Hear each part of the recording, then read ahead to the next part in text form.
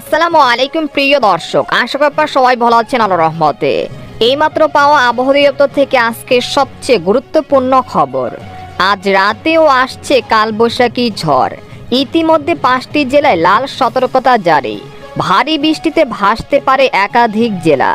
এছাড়া আগামী 24 ঘন্টার মধ্যে দুই বাংলার বিভিন্ন জেলায় বিক্ষিপ্ত বজ্রসহ ঝড় বৃষ্টির সম্ভাবনা। আবার কয়েকটি জেলায় হতে পারে শিলাবৃষ্টিও, এমনটা জানাচ্ছেন আবহাওয়া দপ্তর। আজ ও আগামীকাল কোন কোন জেলায় এই ঝড় বৃষ্টি হতে পারে জানিয়ে দিব। সম্পূর্ণ বিস্তারিত ভিডিওতে সঙ্গে থাকুন। আর সবার আগে সবার প্রথম সঠিক আবহাওয়ার খবর জানতে আমাদের চ্যানেলটিকে সাবস্ক্রাইব করে রাখুন। এবার জেনে নিন এক নজরে। আবহাওয়ার পূর্বাভাসে বলা হয়েছে, বর্তমানে যে ঝড় বৃষ্টির প্রবণতা রয়েছে সেটা আগামী 13 বা 14 মে পর্যন্ত থাকতে পারে। এছাড়া প্রতিদিন দেশের কোথাও না কোথাও ঝড় বৃষ্টি হতে পারে। তবে আপাতত আগামী 20 মে পর্যন্ত তাপপ্রবাহের কোনো সম্ভাবনা নেই বলে জানিয়েছেন বাংলাদেশের আবহাওয়া দপ্তর। এছাড়া গত 24 ঘন্টায় দেশের সর্বোচ্চ বৃষ্টিপাত রেকর্ড করা হয়েছে রাজশাহীতে 51 মিলিমিটার।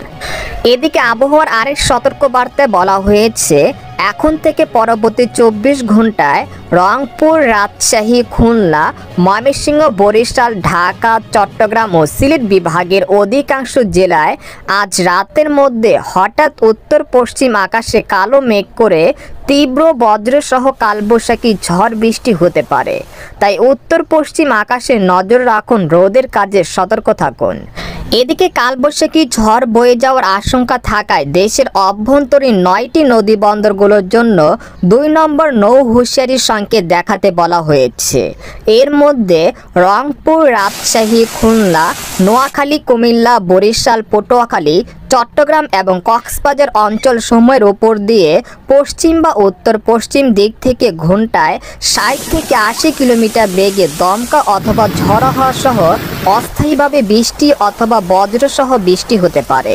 তাই এইসব এলাকার নদী বন্দর সমূহকে 2 নম্বর নৌ হুঁশিয়ারির সংকেত দেখাতে বলা হয়েছে।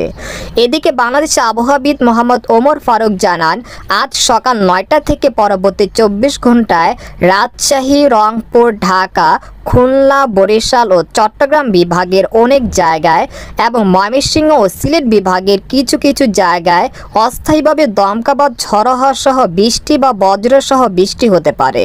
সেই সাথে কোথাও কোথাও বিক্ষিপ্তভাবে শিলাবৃষ্টি হতে পারে। এ সময় সারা দেশে দিনের তাপমাত্রা সামান্য হ্রাস পেতে পারে এবং রাতের তাপমাত্রা প্রায় অপরিবর্তিত থাকতে পারে। পরবর্তী 72 ঘন্টার আবহাওয়ার পূর্বাভাসে বলা হয়েছে, এই চলমান ঝড় বৃষ্টির প্রবণতা অব্যাহত থাকতে পারে এবং সারা দেশে দিন এবং রাতের তাপমাত্রা সামান্য পরিবর্তন হতে পারে। তো এই ছিল খবর। এরকম লেটেস্টিং আবহাওয়ার খবর জানতে আমাদের সাথে থাকুন।